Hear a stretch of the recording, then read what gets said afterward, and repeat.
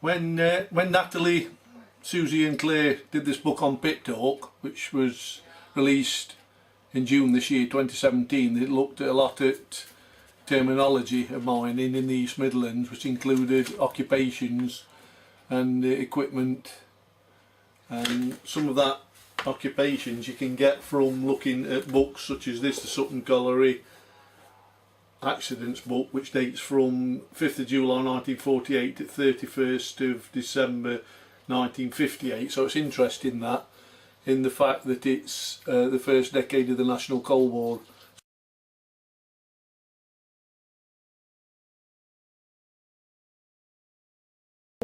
Sutton Colliery is in Nottinghamshire, called Briley, closed in 1989. This was part of the Tony Whelan collection. Tony was personnel manager there. He passed away, it's about 18 months, couple of years ago now. And these were actually found in Underwood in a shed, somebody that bought his house, and luckily they were passed on via Dave Coleman, who's an historical mining entertainer, and we sorted them out earlier this year. Myself, Bob Bradley, who was a retired senior surveyor, mining surveyor, Dave, myself, sorted all these out, and these have got to go shortly to the King's Meadow Archives for safekeeping so they don't deteriorate.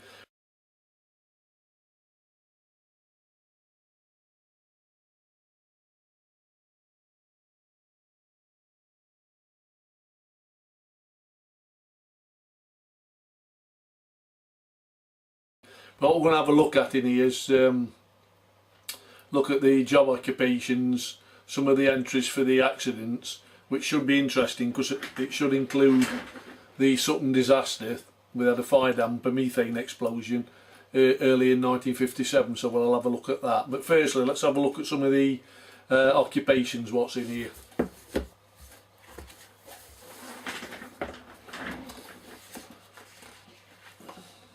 So if we start and we start looking here in 1948,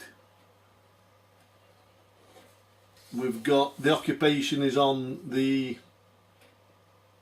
fourth column along here, and interestingly, look, you've got some marked as just coalface general, others cutter and filler.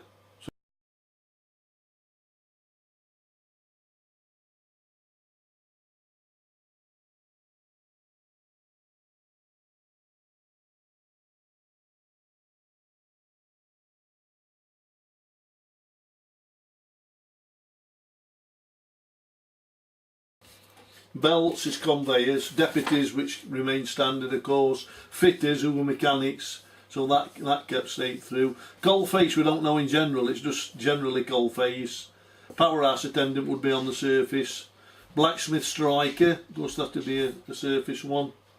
Again, cutters, coalface, timber bobbies. If we go right through to 1958 to the end of the book, let's have a look what we've got in here.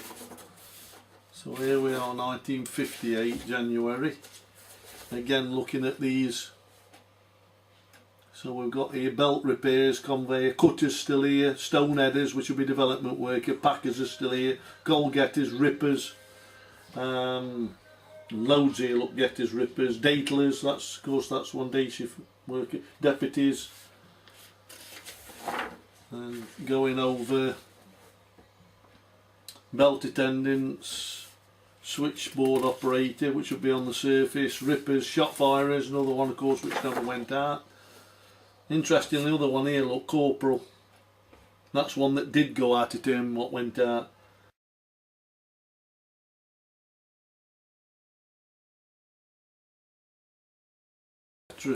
Right, secondly, let's have a look at the accident. The interesting bit on the accidents are in this late column here. So this is the nature of injuries. So if we know as mining historians, we go to 1957 and we find 21st of February. So here we are, this is the date here. Here we are, look, this is the first two. So there's a Wilson and a Bacon here. Right at the bottom here, and this is in the red pen ignition of gas. This was the disaster at Sutton. So if we turn over we should get loads Yeah, here we are, look. There's loads and loads here, look. These are all, this in red is the 5 deceased miners there.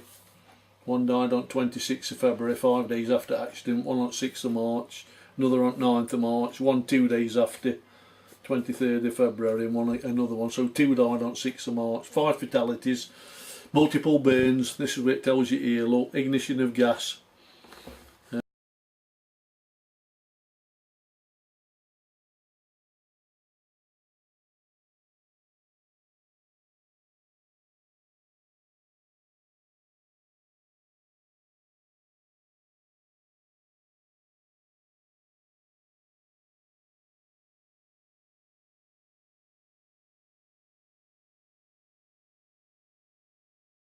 If you go to Brierley Visitors Park at Sutton in Ashfield, there's 5 wooden statues outside the visitor centre that represent these 5 miners that got killed there.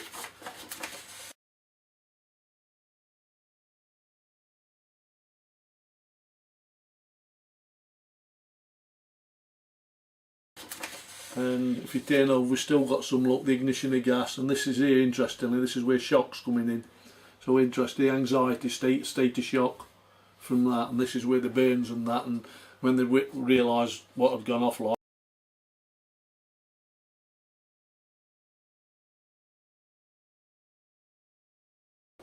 So this is interesting, because this is the bread and butter stuff here for the accident at Sutton. So this is primary evidence for mining historians.